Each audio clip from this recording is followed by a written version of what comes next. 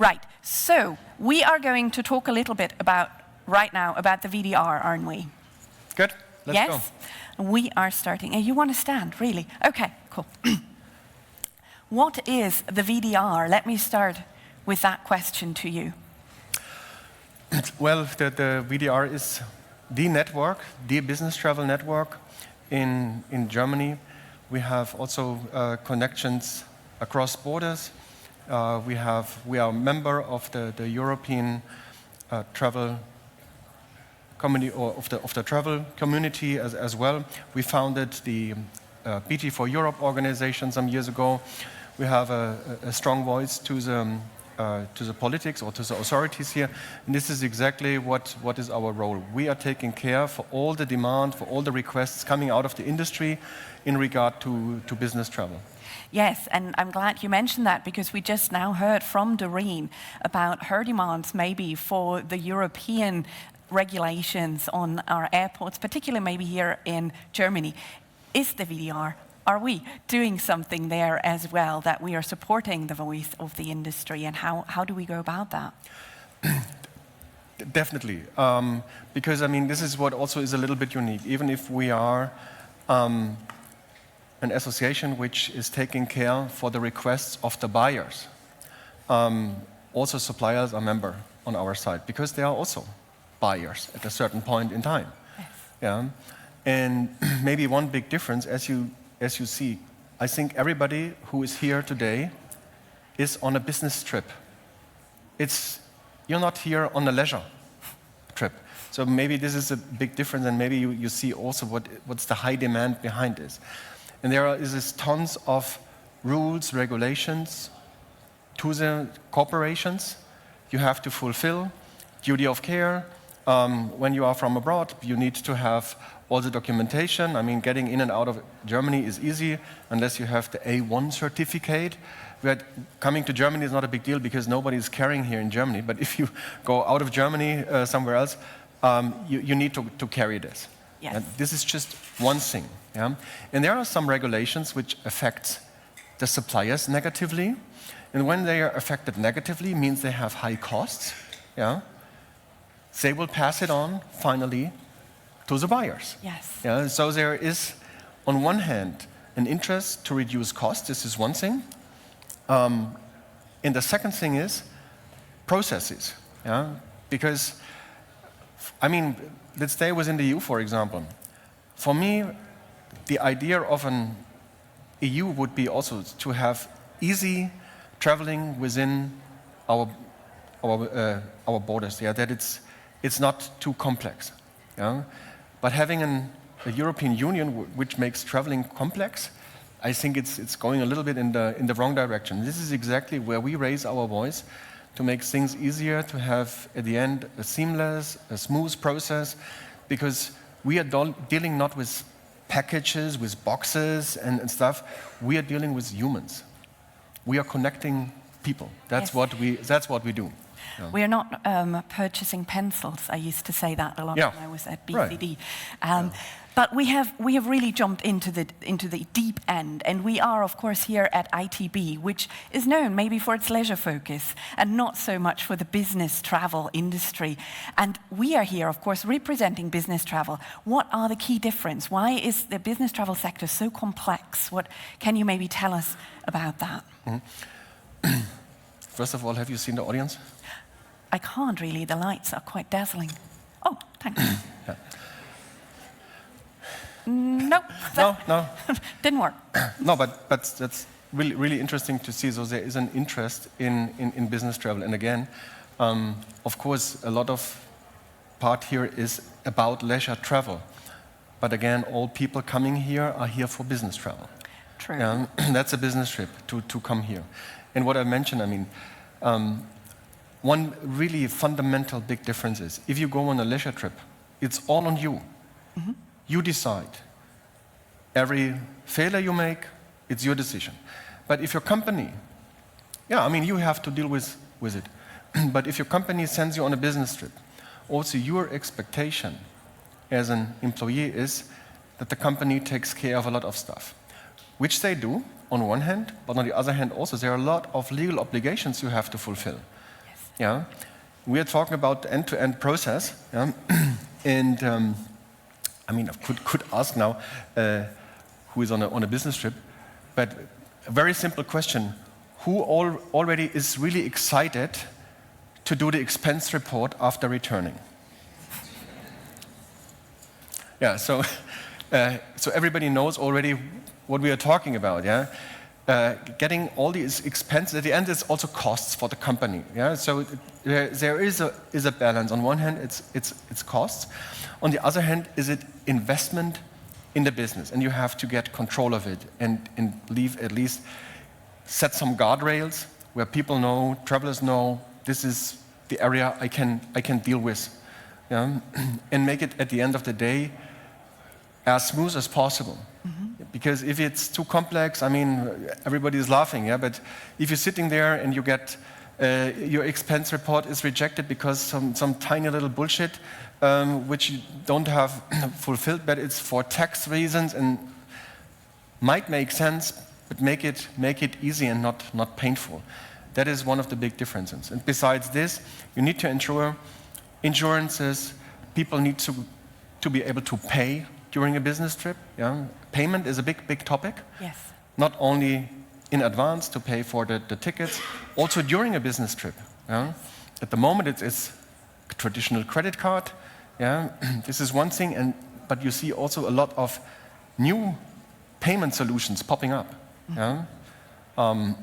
Virtual payment, and there are other things. How to integrate them also then finally in a corporate environment, because we are also dependent on an ERP landscape.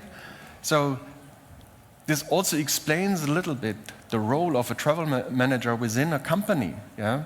You become, let's say, an interface manager or something like this. Yes. You really need to understand the whole end-to-end process, the whole chain behind that. And it's all about communication at the end of the day, because if you do not communicate well to your population, to your travel community, you run in trouble.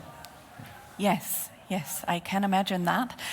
We are going to hear in a little while more about the regulatory process, so I will not bug you with the A1 form yet again. But before, I know, when you were talking with Doreen, you already prompted her on sustainability and on artificial intelligence. What are some of the other trends that you yourself see as trends emerging in the business travel sector during this year, or maybe even further afield? I mean, at the moment, all colleagues I talk to are interested in their processes. Right. Yeah, process technology plays a big role. Yeah, and I remember when online booking engines were introduced early 2000. Yeah, everybody says, "Hey, now travel will be super easy. Travel management companies will totally disappear because you simply don't use it." And it's the other way around. It was getting more complex, and also, I mean, Doreen said, okay, so you have all the ancillary fees. You only pay for what you really need, but the process is way more difficult than before, because before you knew you book a seat and you can take your bag, and now it's not automatically that you have a bag. You have to choose the right rate that your bag is included, and if you want to have fast track, and so on. I mean, on one hand, I can understand, but as a company, you need to manage this. Yeah? So process efficiency is one of the big topics, yeah? Because there is a lot of costs behind all these processes. Yeah? The costs from the seat, from the hotel, is something which is not regulated, but it's extremely transparent, because the competition is extremely visible. Everyone has the online tools. You see exactly what you get. You don't need to ask a TMC like many years before, wait for the quote. Now with one click you have all rates. You can decide. But we have, as a company, we have to give the guardrails. In what is the corridor, you can choose all the stuff. And also everybody is expecting from AI that there is a big influence to reduce the processes on one hand, but also making the whole, let's say, customer experience a little bit easier, to get some added information. This is, I think, what keeps most of the colleagues busy at the moment. That sounds quite a lot, and I don't think you were not busy before AI joined the list on your desk, on things to do or maybe think about on how to integrate them. But what role, and I've heard this a lot in conversations that I've had, is where does the content actually live? Where does it sit? So I've been having conversations with travel managers who might say, can we just circumvent the online booking engine and just go for an AI solution?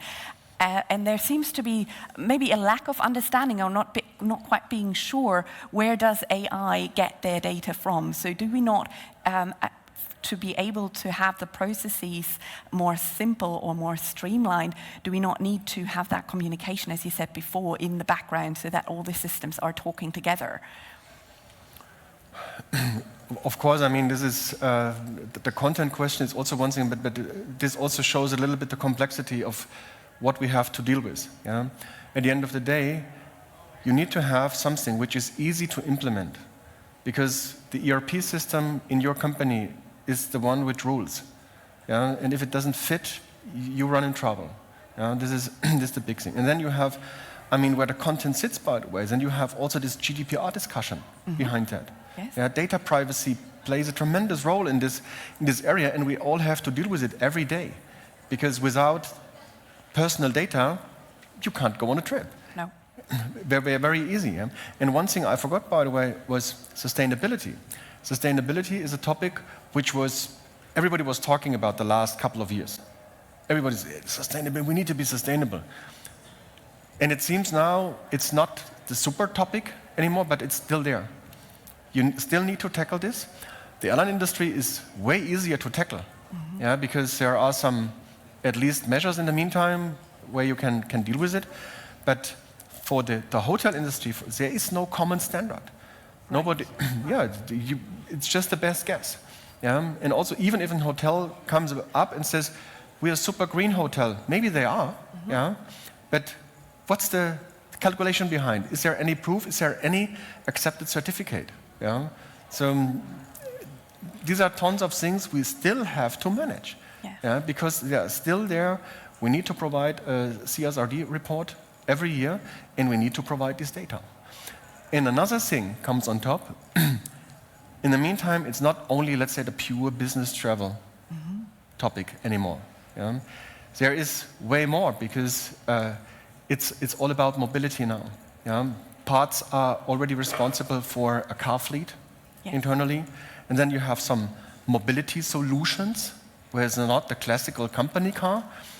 Also, the commuting from your hometown to the office is already part of the whole area, because as the companies have this obligation with the the CR reports, also the commuting to and back from the office is part of it. So you must have data about it.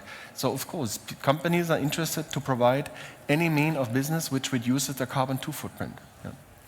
Right. I think would you like to stay for another hour? I'm not sure the audience, but never mind. I had to pay you back for the earlier one. Yeah. No, it was lovely to talk to you. I am going to suggest that we are done. Is that all right with you? Or did I ask you anything that you were burning to let off your chest in this round? Well, I think and I hope this was also something which was the outcome, that the complexity, and you mentioned this earlier, the complexity of what we are dealing with is really is something which should not be underestimated. Very often within the companies, there is a feeling, well, dealing with travel is something fun. Yeah, I mean, in general, traveling should be fun, and in best case, your job is fun. Yeah, but it's really a complex process behind. There are tons of stuff you have to fulfill, obligations for tax, for legal reasons, and at the end, everybody is talking about customer centricity or employer satisfaction, all these things, and you play really a big role in this whole process chain. Yeah, you're right in the middle, and you have to fulfill everybody's wishes. That's what and you have to be quite relaxed in some areas, because there are some weird wishes. Let's say it like this. I see. Well, Christoph, thank you so much for being with us this morning. Thank you. Enjoy the rest. Thank you. Bye.